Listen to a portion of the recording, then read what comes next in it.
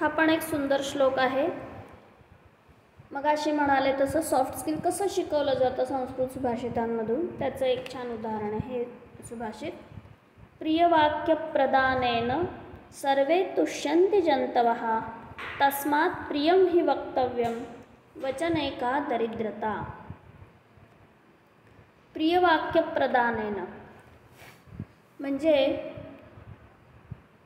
कुणाशी कसं बोलावं, कुणाशीही बोलताना चांगलं बोलावं, गोड बोलावं. प्रिय म्हणजे गोड बोलावं.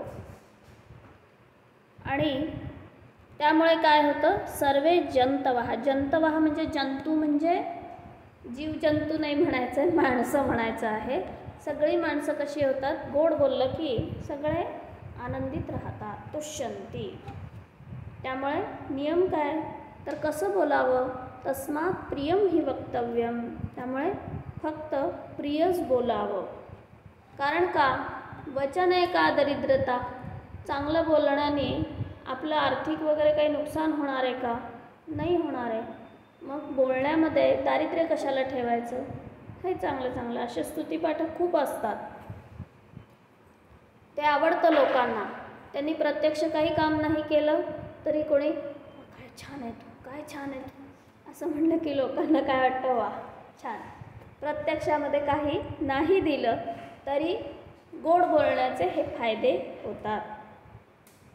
त्यामुळे सुभाषितकार काय म्हणतात की म्हणून माणसाने नेहमी छान गोड बोलावं. म्हणूया, प्रियवाक्यप्रदानेन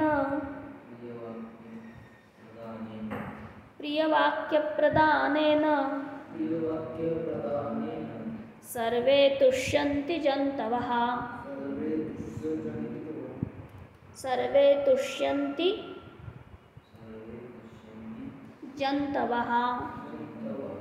सर्वे तुष्यन्ति जन्तवः. सर्वे तुष्यन्ति जन्तवः. तस्मात् प्रियं हि वक्तव्यं, हि वक्तव्यं. तस्मात् प्रियं हि वक्तव्यं. तस्मात् प्रियं हि वक्तव्यं वचने का दरिद्रता. वचने का दरिद्रता. परत एकदा म्हणूया, प्रियवाक्यप्रदानेन सर्वे तुष्यन्ति जन्तवः.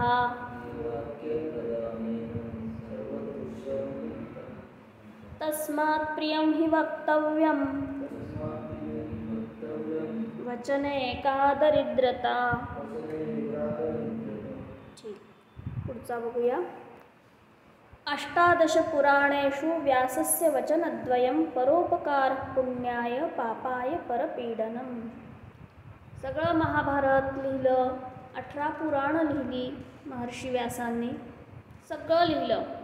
सगळ्याचं सार काय आहे, तर 2च वाक्य सार आहे एवढ्या सगळ्याचं.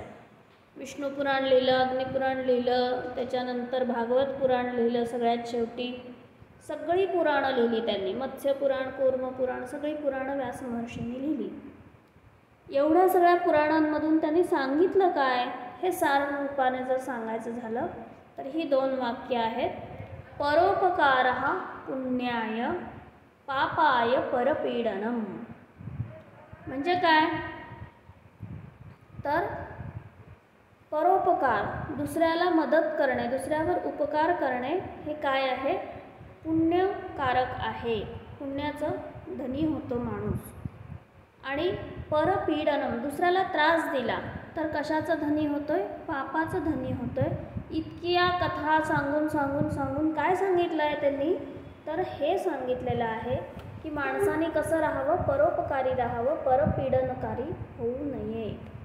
अष्टादश, अष्टादश म्हणजे 18 पुराणांमध्ये व्यासांनी 2च गोष्टी सांगितली, 2 वचन सांगितली. काय, तर परोपकार हा पुण्यासाठी उपयोगी असतो आणि परपीडन हे पाप निर्माण करतं, आपल्याला पापभाग बनवतं. ठीक, म्हणूया अष्टादश पुराणेषु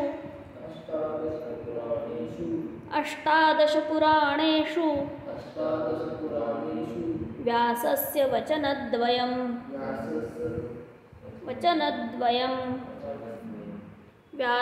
वचनद्वयं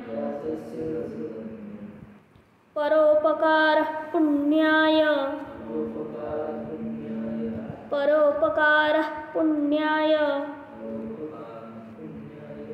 पापाय परपीडनम्.